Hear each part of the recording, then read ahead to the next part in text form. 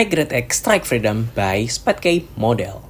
Dari penampakan box artnya sendiri ini kosong semua teman-teman, cuma ada logo Spatcay-nya di depan. Dari runnernya sendiri ini udah kelihatan upgrade semua teman-teman dari detailingnya. Dan buat pewarnaannya sendiri kayak yang warna birunya ini cenderung lebih gelap daripada warna Strike Freedom orange-nya. Setelah beberapa saat saya ngelihat runnernya teman-teman, part-part pada di runner ini posisinya itu ternyata sama bener pada yang ada di High Grade Revive-nya teman-teman.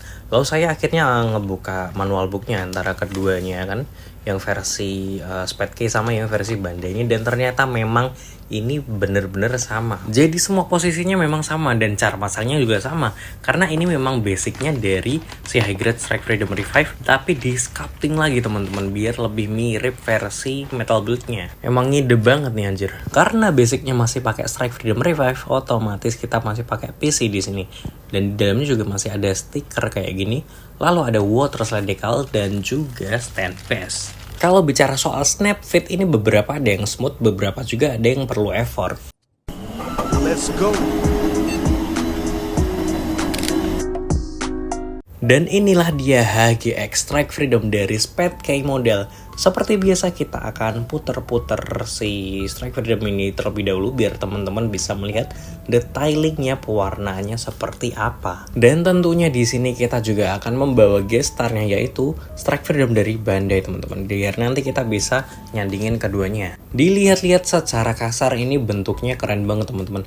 Ini tapi sayangnya sih panel lainnya kurang ketangkep di kamera saya. Tapi padahal aslinya ini memang kelihatan banget teman-teman. Dan setelah saya rakit dan melihat hasilnya sendiri, tentu saja ini ganteng banget. Padahal waktu dulu first image-nya tuh saya lihat tuh kayak rada aneh teman-teman, karena yang bagian bahunya tuh rada besar, tapi ternyata ini memang bagus banget nih. Pewarnaannya sendiri ini juga bagus untuk di beberapa part ya. Ini lebih gelap daripada warna versi orinya. Dan kalau disebelahin sama versi Revive-nya yang Bandai-nya itu warnanya bahkan kelihatan banget teman-teman. Ini khususnya di bagian merahnya sama bagian birunya. Tapi yang paling mencolok jelas perbedaan desainnya dari si versi orinya. Plus versi Spatcay model ini lebih tinggi teman-teman. Saran saya sih waktu masang Vivin, apalagi yang Vivin yang warna merahnya itu, mending sekalian dilem teman-teman. Atau kalau tidak ini bakal hilang. Ini kayak yang versi Bandai saya, itu part merahnya itu hasilnya hilang teman-teman. Ini saya pakai part Gundam apa gitu, saya potong-potong. Makanya waktu saya ngerakit lagi semua varian Strike Freedom Gundam maupun yang Spatcay atau yang KW-KW kemarin itu langsung saya lem biar nggak terulang lagi, karena ya part merahnya itu kecil banget. Nah buat versi HGX-nya ini kepala Strike Freedom-nya itu lebih melebar teman-teman. Kalau yang versi ori itu kan lebih ramping kan.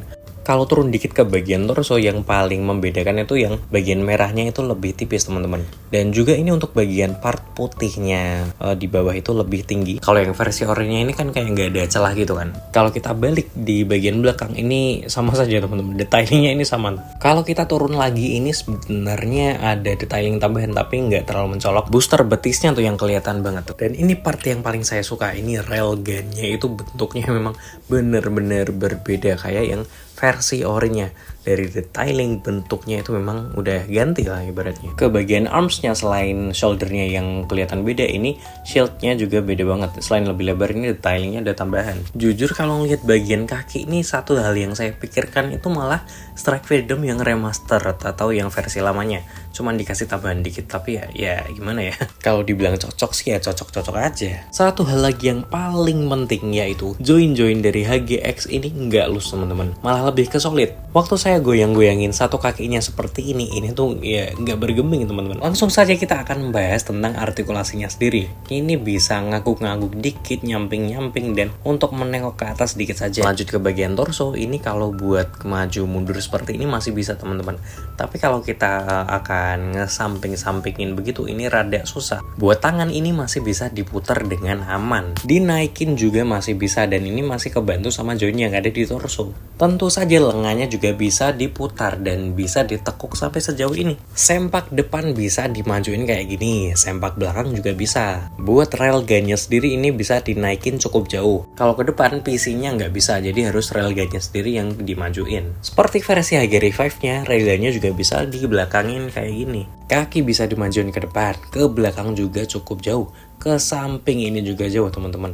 Dan waktu ditekuk ini wow banget. Buat telapak kakinya ini bisa sedikit-sedikit digoyangin ke depan belakang dan juga ke samping. Thruster betis bisa dibuka kayak gini. Saatnya pindah ke bagian backpacknya. Hal yang paling terlihat pertama itu jelas warnanya berbeda teman-teman. Untuk bagian HGX birunya itu lebih gelap dan juga joinnya ini lebih kuat daripada si versi bandainya. Kalau punya bandainya ini terus terang punya saya banyak tambalan marker kalau di versi bandainya. Buat versi HGX-nya sendiri walaupun enggak solid banget tapi ini tidak loose teman-teman. Kalau pada versi ori-nya atau versi bandainya itu tiap kita buka beberapa part itu pasti sudah saya kasih marker karena ya memang loose banget tuh versi bandainya backpacknya. Kalau versi HGX ini di tiap sayapnya ini ada konektor tambahan jadi bisa sedikit lebih kenceng ya, setidaknya sedikit lebih kenceng daripada versi bandainya. Kalau versi bandainya atau ori-nya atau jiplakannya itu ya ini tidak ada konektor tambahan kayak tadi. Pada HGX pula ini part birunya ini ada perbedaan, yang bagian atas lebih panjang, bagian bawah ini lebih pendek.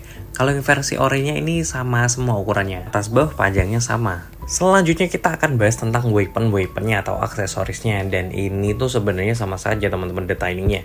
Yang beda itu cuma warna pada stikernya. Detailing maupun panel lain ini sama persis. Pada handle beam saber juga sama, ini tidak ada tambahan detailing dan kalau kita sandingin sama versi bandainya ini sama saja. Malahan pada clear partnya si Spatcay ini masih ada bubble-bubble di dalamnya teman-teman. Dan juga waktu kita pasangin ke handle beam sabernya ini masih ada celah seperti ini. Enggak cuman satu energy shieldnya kita dapat dua teman-teman. Ini punya si Spatcay semua. Dan kalau perbedaannya sama punya bandai itu ya clear biasa warnanya seperti ini. Di sini kita juga sudah include WOL atau Wing of Light.